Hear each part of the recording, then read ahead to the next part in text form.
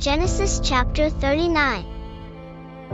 Now Joseph was brought down to Egypt, and Potiphar, an officer of Pharaoh's, the captain of the guard, an Egyptian, bought him from the Ishmaelites who had brought him down there.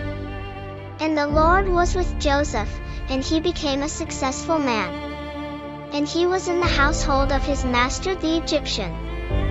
And his master saw that the Lord was with him, and that the Lord made everything that he did to succeed in his hands.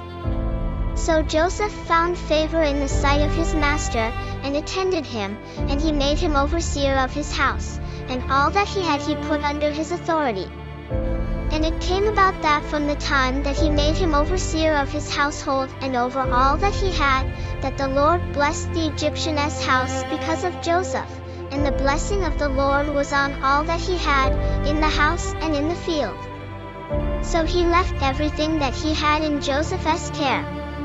He did not concern himself with anything, except for the food which he ate. Now Joseph was handsome in form and appearance. And it came to pass after these things that his master's wife took notice of Joseph, and she said, "Sleep with me." But he refused, and said to his master's wife, "Look, my master does not concern himself with anything in his house, and he has put all that he has into my care. There is no one greater in this household than I am, nor has he kept back anything from me but you, since you are his wife. How then can I do such a great evil, and sin against God?"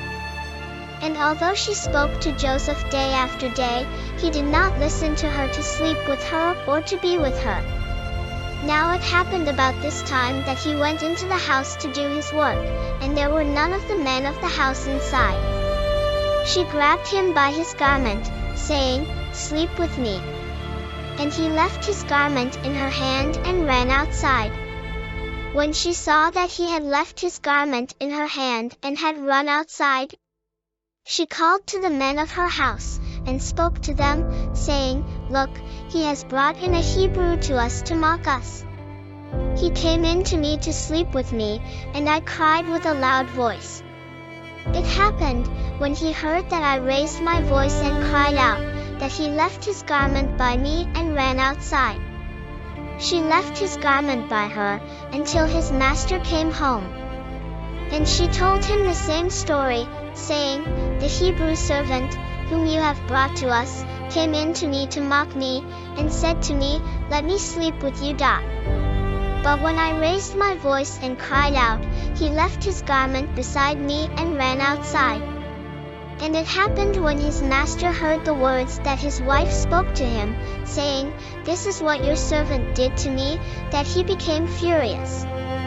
Then Joseph's master took him and put him into the prison, the place where the king's prisoners were bound, and he was there in prison. But the Lord was with Joseph and showed him kindness and gave him favor in the sight of the keeper of the prison. The keeper of the prison put Joseph in charge of all the prisoners who were in the prison. He was made responsible for everything that was done there. The keeper of the prison paid no attention to anything that was under his supervision, because the Lord was with him, and whatever he did the Lord made it succeed.